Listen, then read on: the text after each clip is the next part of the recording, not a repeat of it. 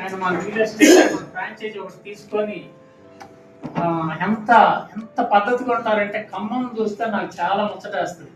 Khammam team కానీ ఖమ్మం వాళ్ళు ఎలక్షన్కి ఎట్లా తిరుగుతామో మనం అట్లా రీల్ బొమ్మ గురించి తిరిగి చాలా సక్సెస్ఫుల్గా, అంటే నేను ఎన్నోసార్లు వెళ్ళాము. వాళ్ళు చాలా ముచ్చటగా పనిచేస్తారు. అంత ప్రతి మీటింగ్లో కూడా చెప్తుంటాం ఖమ్మం టీం మనకు ఆదర్శంగా తీసుకోవాలని.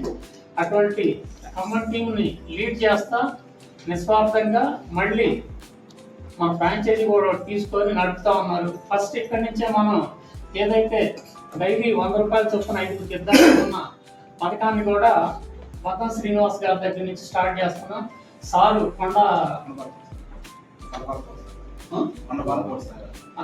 బాలకోటేశ్వరరావు గారు ఎక్స్ఎమ్మెల్యే గారు, ఆయన చేతుల మీదుగా ఏప్రిల్ నెల నుంచి ప్రారంభించమని చెప్పాము. సార్ వచ్చేసేసి ఎట్లా దీంట్లోకి ఎట్లా వచ్చారు ఏంటంటే అందరికీ నమస్కారం.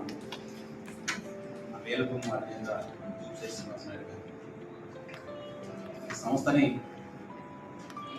ప్రవేశపెట్టి ఇలా 2 రాష్ట్రాల్లో రియల్ ఎస్టేట్ రంగంలోనే ఒక అధునాతనమైన పద్ధతిని, ఒక మంచి స్వభావాన్ని, క్రమశిక్షణని, ఈ మోసపోయే గుణం లేకుండా ప్రజలందరికీ నమ్మకం కలిగే వ్యవస్థను ఏర్పాటు చేసి ఇలా 2 రాష్ట్రాల్లో ముందుకు తీసుకుపోతున్న మన అధినేత శ్రీనివాస్ నాయుడు గారికి ప్రత్యేకంగా అభినందనలు.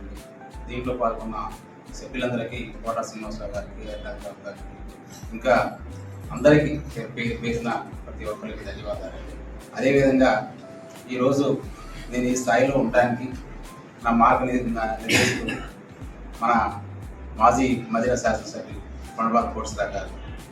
రాజకీయంగా చాలా మంచిగా ఖమ్మం జిల్లాలో కొండబాల కోటేశ్వరరావు గారికి మంచి పేరు ఉన్నది. అదేవిధంగా రాష్ట్ర వ్యాప్తంగా కూడా అంటే ఉమ్మడి రాష్ట్రంలోనే మాజీ శాసనసభ్యులు.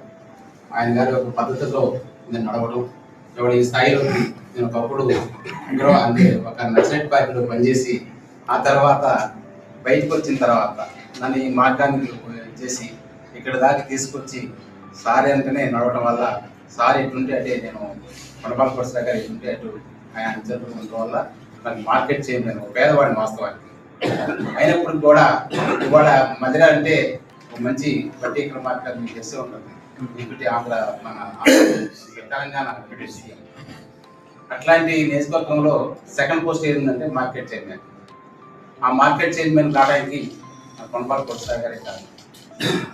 కాబట్టి అంత ఉన్నతమైన వ్యక్తి ద్వారా నేను ఈ రాజకీయ రంగంలో ప్రవేశించిన తర్వాత వాస్తవానికి సార్ కూడా నా రకమైన సిన్సియర్, ఎక్కడ కూడా ఆర్థికంగా సంపాదించుకోకుండా ఉండటం, ఆ తర్వాత నా పరిస్థితి కూడా అది ఉండటం వల్ల చివరికి ఆర్థికం అనేది అవసరం వచ్చి ఎలా ఉండాలి, ఎలా చేయాలన్న ఆలోచన వచ్చిన తర్వాత నన్ను ఈ సంస్థకు పరిచయం చేసిన ఈ స్వర్ణ సుబ్బారావు, బండి రామకృష్ణ వీళ్ళంతా మాతో పాటు పనిచేసి ఇంతకుముందు నిబంధనలు పనిచేసి ఉన్నారు.